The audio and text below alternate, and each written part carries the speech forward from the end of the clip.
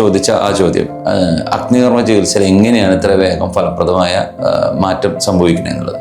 അഗ്നികർമ്മ ചികിത്സ പൊതുവിൽ വളരെ OPയിൽ തന്നെ വന്ന് ചെയ്തു പോകാവുന്ന ചികിത്സയാണ്. ശസ്ത്രക്രിയയല്ല, അഡ്മിറ്റ് ആകേണ്ട ആവശ്യമില്ല. വളരെയധികം ഗുണനിലവാരം കൂടിയതും ചെലവ് കുറവും ചികിത്സയ്ക്ക് വളരെ ഫലപ്രദമായ ഒരു രീതിയാണ് അഗ്നികർമ്മ ചികിത്സ. സാധാരണഗതിയിൽ ടെന്നീസ് എൽബോ, മയോഫൈബ്രൈറ്റിസ് അല്ലെങ്കിൽ പ്ലാന്റാർ ഫേഷ്യേറ്റിസ്, കാൽക്കേനിയൽ സ്പർ, ഇത്തരത്തിലുള്ള ഉപ്പിറ്റി വേദന, കാൽവേദന, മുട്ടുവേദന, അതുപോലെ തന്നെ IVDP, ഇൻറ്റർവെർട്ടിബ്രൽ ഡിസ്ക് പ്രൊലാപ്സ്, ഇത്തരം കാര്യങ്ങൾക്കെല്ലാം അഗ്നികർമ്മ ചികിത്സ വളരെ ഫലപ്രദമാണ്.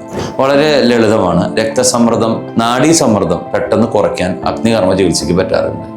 ബ്ലഡ് സർക്കുലേഷൻ കൂട്ടാനും ഈ അഗ്നികർമ്മ ചികിത്സയ്ക്ക് പറ്റാറുണ്ട്. സാധാരണഗതിയിൽ വാതരോഗശമനമായിട്ട് ഈ അഗ്നികർമ്മ ചികിത്സ ഉപകാരപ്രദമായി മാറാറുണ്ട്. അഗ്നികർമ്മത്തിൻ്റെ ഏറ്റവും ഗുണം എന്ന് പറയുന്നത് സാധാരണഗതിയിൽ ഇത് ചെയ്യുന്ന വ്യക്തികളെ ആശ്രയിച്ചിരിക്കും. സാധാരണഗതിയിൽ എല്ലാവർക്കും സ്വയം ചികിത്സ ചെയ്യാൻ പറ്റാറുമില്ല. വളരെ വിദഗ്ധനായ ഒരു ആയുർവേദ ചികിത്സകർക്ക് തന്നെയാണ് ഇത് ചെയ്യാൻ പറ്റാറുള്ളൂ.